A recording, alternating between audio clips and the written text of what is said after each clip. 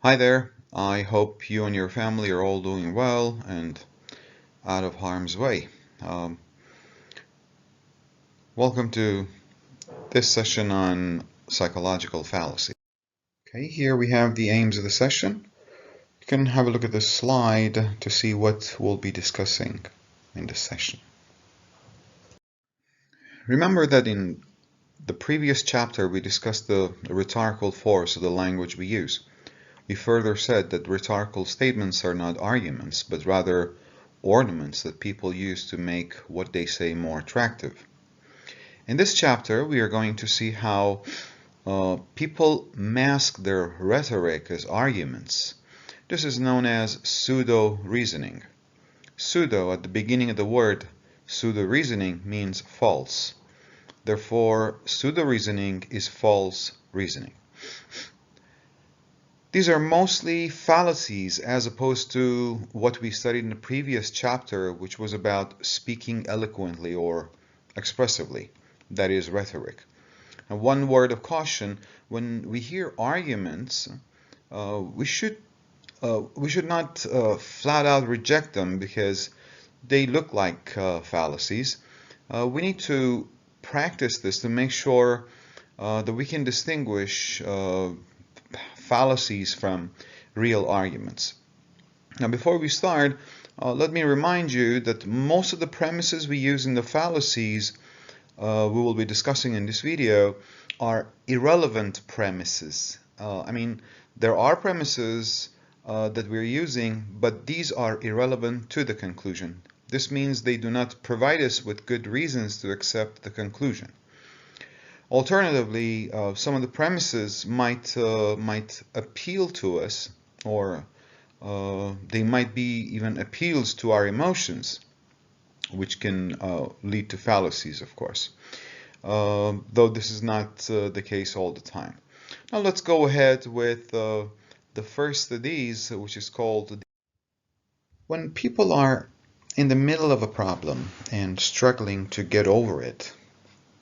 Then they might be filled with anger or surprise when they see some are not acting as they should and they're ignoring everything. Now, take the example of the coronavirus. If the whole city is locked down, but you hear a group of young people have left their homes, you might be filled with anger if you're not young yourself, and you might think of them as reckless or careless. The question is, why are we angry, or why do we get angry? Did they also report, when they were talking about these young people, why they went out? Maybe it was the case that they were going to the hospital to offer their services. Alternatively, they might have all contracted the virus and they were going to the hospital to be treated. Do we ever ask how far apart from each other they were when they were moving? We are likely to jump to conclusions because of the graveness of the matter, or better say, because we are angry, and this can adversely affect our judgment. Now, we are likely to call them a bunch of young, reckless people who have ignored the curfew. Well, likewise, if you think of an old group of people who do the same thing, you might be filled with anger. By the way, when we are talking about anger, we don't mean that we should never get angry. Of course, we have every right to that feeling too. But the problem with anger is we lose our reasoning ability and sometimes even our moral compass. In a sense, the argument from outrage happens when people are selectively presenting what other people say, and then they try to invoke anger, like the one I presented. So if I wanted to invoke people's outrage, I wouldn't say anything. I would say a group of young people were walking down the street ignoring all the safety protocols. Don't they know what this coronavirus is? Don't they know that they are endangering people's lives? Now, here you can have a look at this photo. This is a group of young people, unfortunately, who have been mistreated because uh, they didn't pay attention to the curfew rules. Now, I really can't understand this. Probably the argument is, I mean, the argument the police are presenting uh, is you should not be leaving home because there is a curfew and it's dangerous. You left home, therefore you should be punished. But what is this rule for actually? To protect the safety of people? Well, now you have 5, 6 people in a dog cage to punish them for violating the curfew? Are they safe now? Or do they argue that their safety and health doesn't matter, really? Well, anyways, overall, our argument from outrage is filled with exaggerated or hyperbolic statements or apparent premises leading to apparent conclusions. This is believed to be the stratagem a lot of demagogues use. One common type of argument from anger is scapegoating. A scapegoat is a person who is blamed for the wrongdoings, mistakes, or faults of others, especially for reasons of expediency. In some countries, like my country, we always say that America is responsible for our failures. Likewise, the US says Iran is responsible for all the wrongdoings in the region. We can't say either is wrong or right, but what we can definitely say is that there is no sound argumentation here, not giving the other party the benefit of the doubt. Scapegoating is aiming your anger on an easy target, and obviously this makes it a fallacy and not an argument.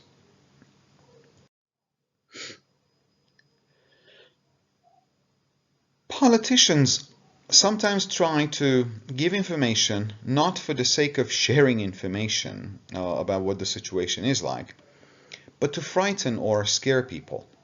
They try to scare people into believing their arguments. Fear, like anger, can color our judgment. This is pretty much like what Trump did in his political campaign when he was trying to become the US president. People thought at the time that building the wall can stop rapists and criminals from entering the US soil. They stopped worrying about the arguments he was presenting because they were really afraid as Trump tried to scare them of this imminent threat. What would you do when a person hold you or your family at gunpoint? You're unlikely to check to see whether it is a toy gun or if it is loaded at all or not. Let's now look at some other fallacies from emotions. Another fallacy from emotions is the argument from pity. There's nothing wrong with compassion. If your heart goes out to someone who's in trouble, you just feel sympathy for them, and that's fine. But using this as an argument to present something unrelated will make it argument from pity. Now, how familiar are you with this statement? If I don't get 55 in this exam, I'll fail all my tests this semester. Well, what is the conclusion here? Probably the conclusion is, therefore, have a heart and give me a 60. Now, I would argue that there's no argument here, because the premise that if I get this, this will happen to me is irrelevant to the conclusion, which is give me a 60. Argument for envy is another fallacy from emotions. And this type of argument, as opposed to what we had in argument from pity, we try to overrate their bad points, people's bad points. Think of a brother or sister who always hears his or her parents focusing on their siblings' academic or professional achievements or success. They can feel jealous. This can arouse jealousy, which can influence their judgments, obviously. So when someone praises another person, if we react by saying he might be good at his job, but he certainly doesn't have a good personality, we are definitely using argument from envy. Remember, in argument from pity, we exaggerate someone's good points. In jealousy, we overrate their bad ones. Well, in argument for pride, we exaggerate our own achievements, and sometimes we even fall victim to that. This can make us susceptible to apple polishing, or what we commonly know as flattery. Now, I'm sure you're all familiar with Aesop's story of the fox and the crow. The crow took pride in its own voice. Otherwise, it would not have been deceived by the cunning fox's praise. Again, think of how politicians appeal to us by saying how great we are, or how great our nation is, or how great our country is, and a lot of other great things, magnificent things. Don't they presume on our pride to win our favor? I guess they do. A similar line of reasoning in fallacy is when we try to give a guilt feeling when we refuse to listen to what they say. So if a beggar says how his family is in dire need of help or money, and how many mouths he has to feed, wouldn't you feel guilty for not helping his family out of the misery? Eliciting a sense of guilt is what people do when they try to have us do something. Back to the same example of pity, the argument for pity, when a student asks for a pass mark. He is trying to lay a guilt trip on you when he says he will fail. He's definitely not giving you enough information, and maybe he's not presenting a conclusion, but you can definitely draw the conclusion, which is, give me the pass mark. Hopes can also lead to a kind of fallacy. Remember in chapter 4 we talked about credibility. We said sometimes we let our fears, beliefs, hopes, and expectations to take the helm or take charge of our reasoning ability. Alchemists have for so long longed to turn everything into gold. This is the case of wishful thinking.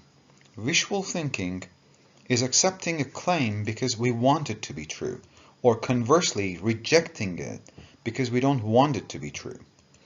Not accepting it although it is reasonable. Most of the computer or internet fraud is because people fall victim to wishful thinking. Those of us who smoke are always in denial, aren't we?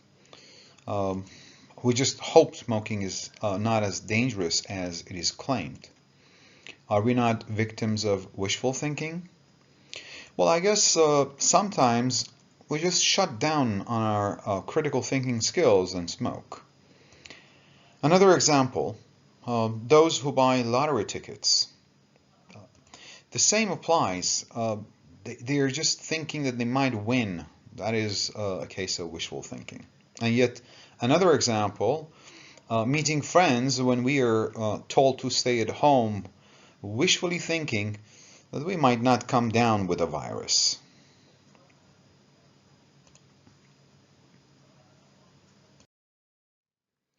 I guess we are all familiar with this kind of reasoning, needing to belong to a group or desiring belongingness.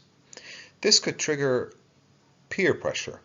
We do not want to be a recluse or feel rejected by the groups we aspire to join. And they might not necessarily tell you directly to do something to be accepted in the group, but this is often masqueraded in by the rhetoric they use, and we hear a lot of stories of peer pressure, especially in high schools, when and where teenagers seem to feel more in need of social standing. Well, moving on, we will be discussing group. With Trumpism, Brexit, and all the populist movements in the world, we can say one common fallacy is groupthink fallacy, where people identify themselves with a group, a club, a gang, or a nation. Now, one point to consider, there's nothing wrong with being a fan of, say, a soccer team or another, uh, to love one's circle of friends or even your country. What could go wrong and be wrong is to take pride in only belonging to a group. This way, you can be blindsided. So, if you're a fan of this team or that, whenever the referee blows his whistle against your team, you start protesting and booing, even when he has rightfully done so. You seem to turn a blind eye to the group's mistakes, but exaggerate those of other groups. Maybe nationalism is used wrongly in this sense, because for some people, nationalism means simply blind patriotism. This means if you live in Germany and present your ideas or thoughts about something that is not working well, probably blind patriots will ask you to move back to your own country rather than listen to your reasoning. Something interesting about groupthink fallacy is that the members of each group think they're right. There are people in Iran who think whatever we are doing in the region is right, simply because the country is doing it. Conversely, there are people who think whatever we are doing is wrong. This can't be true.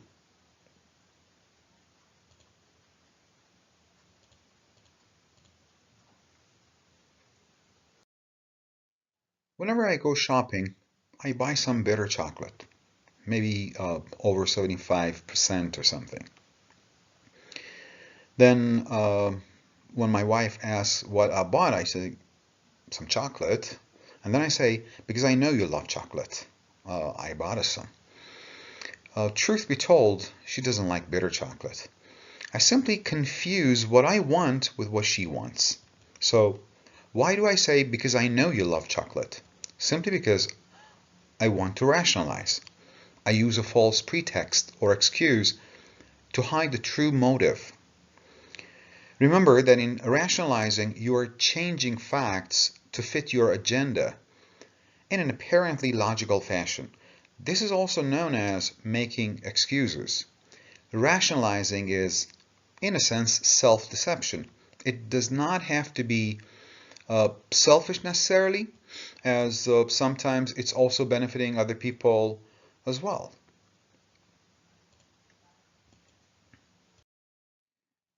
Remember we talked about proof surrogates. That was when we make a claim without citing anyone or documenting it. The idea of everyone knows is actually from the argument for popularity. It's a kind of proof surrogate, actually. It is when we claim we are presenting a fact because everybody thinks in this certain way. When and if most people believe in something or do not believe in something, we do not necessarily have a reason to accept it. However, we tend to believe that when a group of people do something, it might be the agreed form of that. Usually we call it convention or tradition. Well, I'm not saying that this is not always this is not always right or wrong. No, sometimes it can be right, sometimes it can be wrong. For instance, if most people believe using one word is informal, and that word is used in an informal context, then we tend to agree with it, especially if those who say it are linguistic experts, for instance. This can bring us to two variations of argument from popularity. One, argument for common practice, or from common practice, an argument for tradition. The first one, that is argument for common practice, is when we try to defend our claim because that's what everybody does. Something like, everybody cheats in the exam, so why shouldn't I? So if you ask this person why he did it, that's the explanation. See, everyone cheats, so why shouldn't I? So if this person is caught cheating, he's not justifying the action, but asking for equal treatment. The conclusion probably is, turn a blind eye to my wrongdoing. The second one, argument for tradition, is believing something is true because everyone believes so, probably traditionally. You might have heard the tooth fairy story in Western cultures and countries. The story is that when children lose one of their baby teeth, they should place it under their pillow or on the bedside table, and the tooth fairy will visit while they sleep, replacing the lost tooth with a small payment.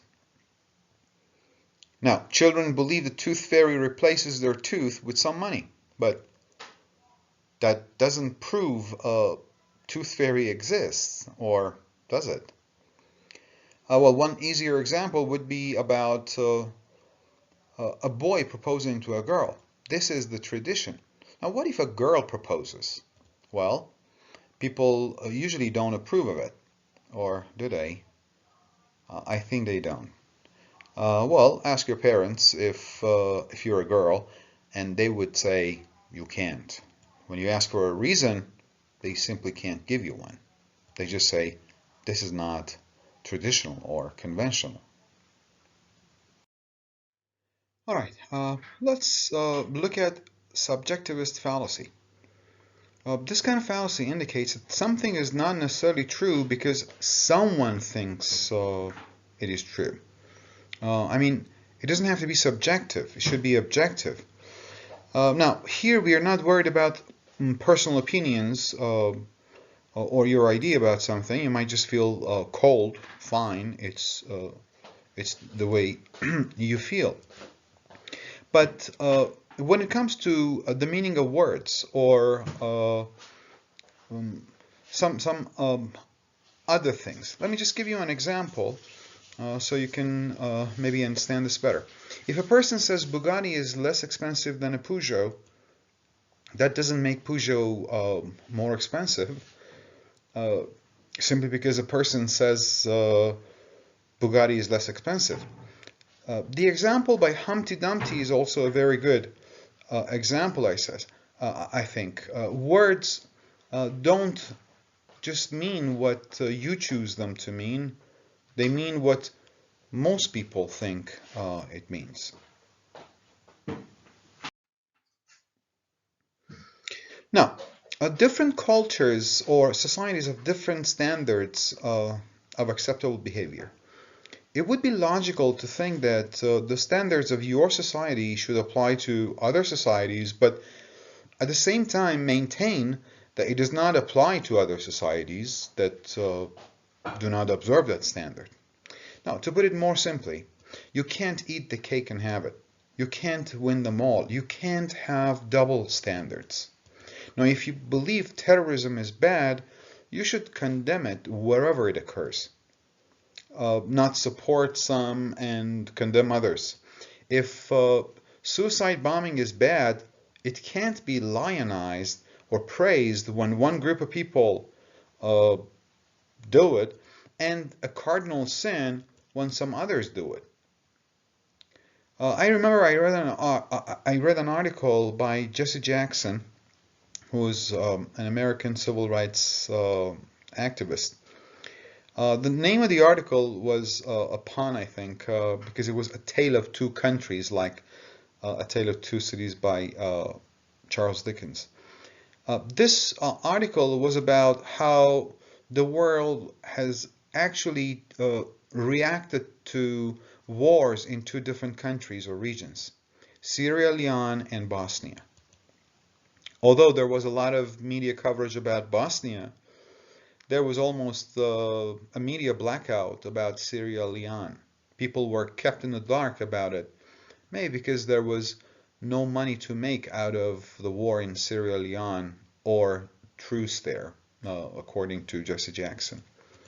Um, well, unfortunately, over 1 million people died there, but a lot of us have not even heard of a country by that name.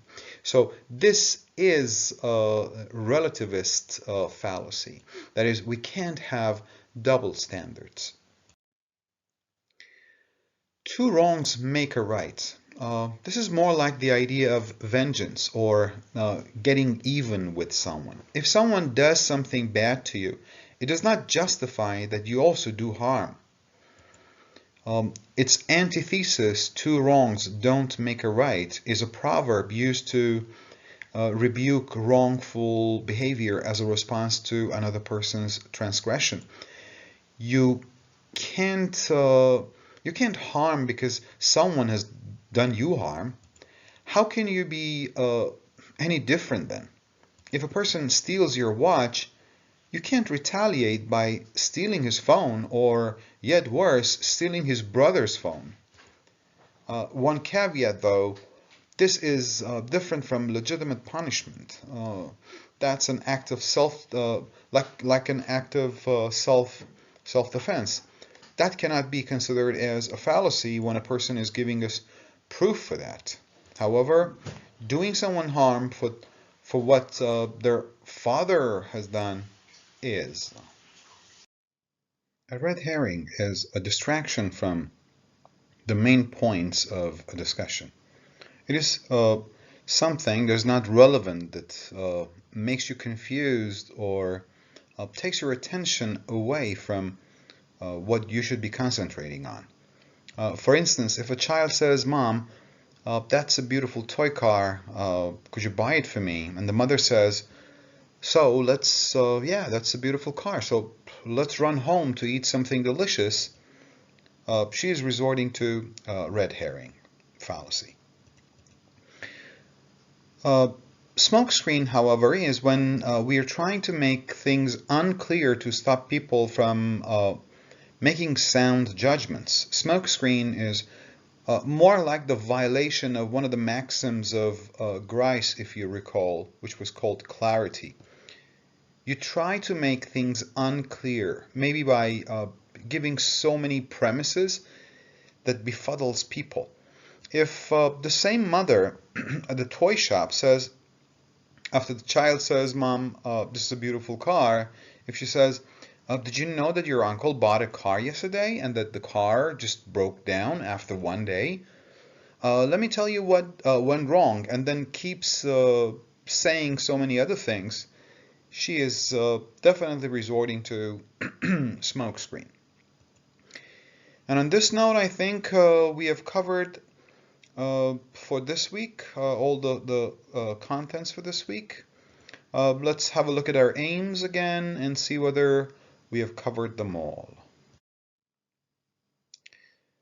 Yeah, we talked about some fallacies based on emotions, and as you can see, we have covered them all.